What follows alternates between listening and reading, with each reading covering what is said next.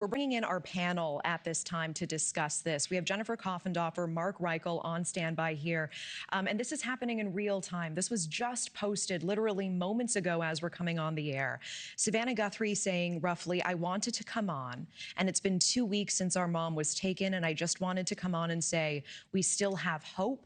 And we still believe, and I wanted to say to whoever has her or knows where she is, that it's never too late and you're not lost or alone, and it's never too late to do the right thing. And we are here. We believe, and we believe in the essential goodness of every human being. It is never too late. We actually have it ready to air right now. Let's take a look in her own words.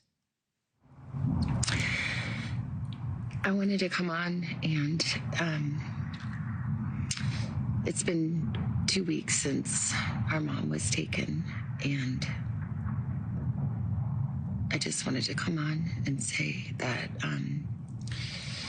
we still have hope, and we still believe. And I wanted to say to whoever has her or knows where she is, that it's never too late. And you're not lost or alone. And it is never too late to do the right thing. And we are here. We believe. And we believe in the essential goodness of every human being. And it's never too late.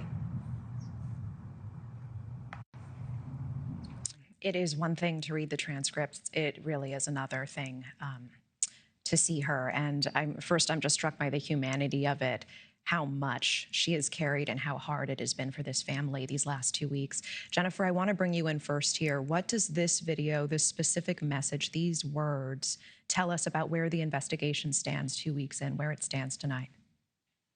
Well, first of all, that's gut-wrenching to hear that, and to see and hear the emotion in Savannah's voice and in her face.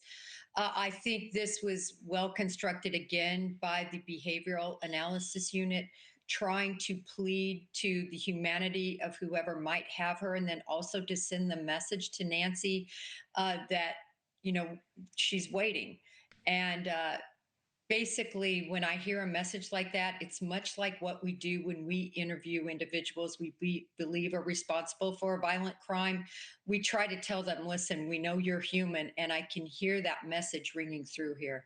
Wow. I mean, Mark, what are your thoughts here? I mean, this simple statement sort of reiterated throughout this video that it is never too late to do the right thing, appealing directly to the alleged kidnappers, the apparent abductors. What's going through your mind as we see this video? Well, I'm following somebody who certainly knows what they're talking about, because I agree exactly with what Jennifer said.